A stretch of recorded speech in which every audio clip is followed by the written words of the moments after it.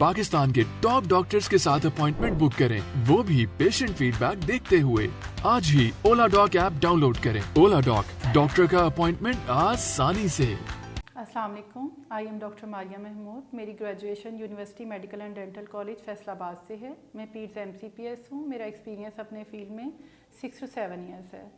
आज हम newborn baby care के बारे में बात करेंगे। पाकिस्तान में जो अर्ली न्यूनेटल डेथ हैं उनकी जो शरह है वो बहुत ज़्यादा है। उसकी बहुत बड़ी वजह हमारी आवाम में अवेयरनेस नहीं है होने की वजह से है, और दूसरा ये कि सब जो बड़े हैं वो पुराने तरीके ही लेके चलते जा रहे हैं, जो कि आज के दौर में नई माओं के लिए बहुत कन्फ्यूजन है कि हमने इनको फॉलो करना है, हमने डॉक्टर को फॉलो करना है, हमने किस चीज़ को फॉलो करना है। और उसकी मेन रीज़न जो है वो ये है कि मदर्स जो हैं वो सही यहाँ पे प्रोग्राम्स नहीं होते मदर के लिए कि उनके लिए बच्चों के लिए बेटर क्या है। जैसे हमने बच्चे को ओवर रैप नहीं करना। अक्सर माएँ इतना ज़्यादा ओवर रैप कर देती हैं कि बच्चों का दम घुट जाता है और पता ही नहीं चलता। उसके अलावा बच्चों का सर बनाने के चक्कर में उन्हें इतना ज़्यादा फ्लैट लटाते हैं, और सर के नीचे कुछ लोग तो इतना अग्रेसिव चले जाते हैं कि केज लाइक बनवा देती हैं, जिसकी वजह से बच्चा रात में नींद में स्पिट आउट करता है और सांस वाली नाली में ले जाता है और डेथ हो जाती है। या बच्चों के कोलिक इशू कोड केयर का नहीं पता कि हमने नाव की केयर कैसे करनी है, उसके ऊपर कुछ और नहीं लगाना, हमने उसको साफ़ कैसे करना है। हमने बच्चे के लिए पाउडर का इस्तेमाल नहीं करना, पाउडर अब रिकमेंडेड नहीं है, बच्चों में एलर्जीज़ का बायस बनता है। आँखों में सुरमा नहीं लगाना, और बच्चों को पैदाइश के शुरू के दिनों में यरकान हो जाता है तो उसके लिए डॉक्टर के पास नहीं लेके जाते कि हमें ज़्यादा बेटर पता है, इसको शुआएं लगवानी है। और जिसकी वजह से कुछ बच्चे ऐसी हैं जिनकी यरकान की रीज़न कोई और है, वो या तो सारी ज़िंदगी के लिए अपाहज हो जाते हैं, और या ऐसा हो जाता है कि इसकी वजह से झटके पड़ते हैं और मौत का शिकार भी हो जाते हैं। उसके अलावा अगर बच्चे को मोशन लगी हैं, बच्चा हर फीड लेने के बाद मोशन कर रहा है, तो उसको गाय भैंस बकरी या ऐसा दूध स्टार्ट करा देते हैं, या उसका ब्लेम भी मदर पर होता है कि इसकी फ़ीड सूटेबल नहीं है। मदर फीड जितनी ज़रूरी है उसके ऊपर जितना ज़ोर डाला जाए उतना कम है। इसलिए क्योंकि हम आने वाले दौर में जो बीमारियां हैं उससे माँ का दूध पिलाने की सूरत हाल में ही बच सकते हैं, क्योंकि मदर फीड इम्यूनिटी प्रोवाइड करती है। गाय भैंस बकरी खुला दूध या फार्मूला मिल्क उस हद तक वो इम्यूनिटी प्रोवाइड नहीं करता जो मदर फीड है।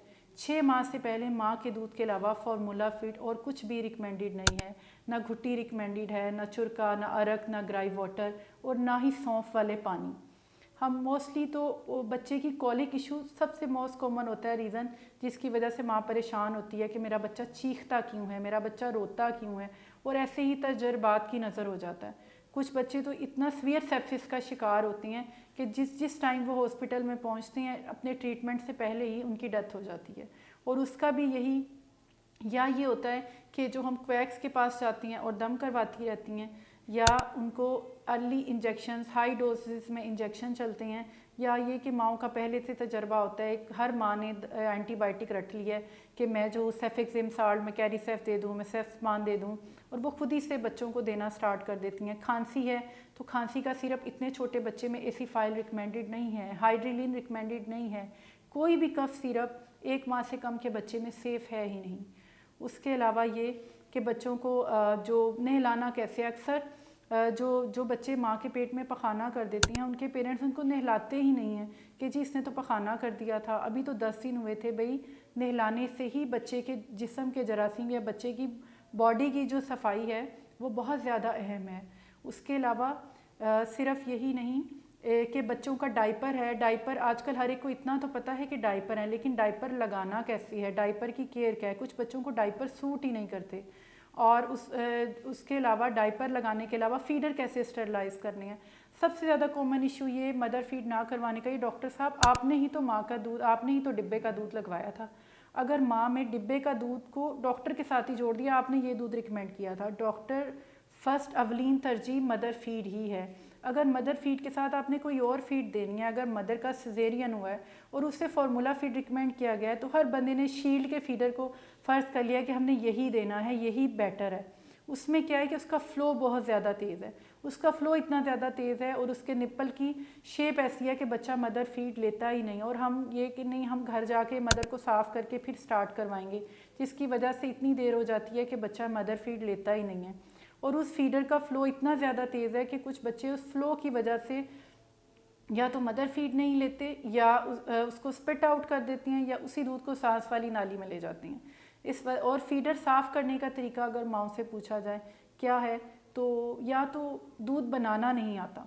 दूध बनाने में ऐसे कि अगर तो खुला दूध दे रही हैं तो उसमें पानी मिक्स कर रही हैं क्योंकि ये तो सूट ही नहीं करता, और अगर फार्मूला फीड दे रही हैं तो 1.5 औंस बना रही हैं, 2.5 औंस बना रही हैं, या ये कि मैं तो इतने फीडर में 2 चम्मच डाल देती हूँ, 1 चम्मच डाल देती हूँ। उसके जिसकी वजह से बच्चों का वेट सही से गेन नहीं होता, बच्चों का पेट सेट नहीं बैठता, और फिर ये कि फीडर को वॉश ना करने की वजह से सारे जरासीम जो हैं बच्चे सेप्सिस का शिकार हो जाते हैं। और इतने छोटे बच्चे में सेप्सिस को कंट्रोल करना जितना जल्दी हो उतना जल्दी पॉसिबल है। अब फीडर को वॉश करने के लिए उसको जस्ट गर्म पानी से धोना काफ़ी नहीं है, उसे लिक्विड वॉश से वॉश भी करना है, इसको स्टरलाइज भी करना है। और सबसे बड़ी चीज़ पेसिफायर। हर माँ के हाथ में आजकल एक रिंग की तरह चूसनी पकड़ी हुई है जी। मैं अपने बच्चा ही रात को तंग बहुत करता है, रात को तंग बहुत करने की वजह से या तो उसको झूला बहुत ज़्यादा झुलाती हैं या उसकी आदत इस वजह से डिस्टर्ब हो जाती है, बच्चा वही सीख जाता है कि मैंने तो इसी पोजीशन में रहना है, या ये कि उसके मुंह में पेसिफायर डालने की वजह से बच्चा एक्स्ट्रा कॉलिक का शिकार हो जाता है। पहले तो उसको गैस होती ही है, लेकिन जो उसमें एडिशनली जो है ये चीज़ें ऐड हो जाती हैं। और अगर आइज़ में कोई इन्फेक्शन हुआ है तो उसके लिए आँखों में सुरमा डालना स्टार्ट कर देती हैं, या बच्चे को आब ज़मज़म पे लाने लग जाती हैं कि इसका कोई भी मसला जो है वो इससे हल हो जाएगा। अगर आपने शहद देना स्टार्ट कर देती हैं, शहद अब 1 ईयर से पहले रिकमेंडेड ही नहीं है, गुट्टी अब रिकमेंडेड नहीं है, ये सब तौर तरीके पुराने हैं। अभी हमें अपने बच्चे को न्यू कैसे लेके चलना है, कैसे, उसके लिए ज़रूरी ये है कि जब भी बच्चा पैदा हो उसके बाद उसका पीड्स के डॉक्टर से लाजमी तौर पे एग्जामिनेशन करवाएं। कुछ बच्चों के तालू में सुराख होता है, कुछ बच्चों को कंजेनिटल अनोमलीज होती हैं, हिप जॉइंट डिसलोकेशन होती है, जिसका पता कब चलता है, जब वो चलना स्टार्ट करता है। जब अगर जॉन्डस की वजह से बच्चे के माइलस्टोन्स डिले हो गई हैं तो आपको कब पता चलेगा? आपको तब पता चलेगा जब 3 माह के बच्चे ने गर्दन ही नहीं संभाली। अगर हम डॉक्टर के पास नहीं जाएंगे, हम टाइमली डॉक्टर के पास जाएंगे, डॉक्टर का एक रिकॉर्ड होगा, एक फ़ाइल होगी कि आपके बच्चे की पैदाइश टाइम पे लेंथ कितनी थी, वेट कितना था, दिमाग का साइज़ कितना था, उसके अकॉर्डिंगली उसकी ग्रोथ को 3 माह, 6 माह, 9 माह और 1 साल की लाइफ में एग्जामिन करेगा और उसके माइलस्टोन्स के अकॉर्डिंगली आपको गाइड करेगा। अगर आपका बच्चा मदर फीड नहीं ले रहा तो आप डॉक्टर से पूछें कि मदर फीड के लिए मुझे क्या करना है, ना कि आप घर में अपने पुराने तरीक़ों को शुरू करें, ठीक है। और इसके अलावा ये कि आपको चाइल्ड स्पेशलिस्ट को चेक करवाने की ज़रूरत है, और अगर आप मुझे चेक करवाना चाहती हैं तो मैं अलारा हेल्थ केयर में अवेलेबल हूँ आपके लिए। इसके अलावा मैं फैमिली हेल्थ हॉस्पिटल में अवेलेबल हूँ। आप alldoc.com के ज़रिए मेरी अपॉइंटमेंट ले सकती हैं, ऑनलाइन कंसल्टेशन ले सकती हैं। शुक्रिया।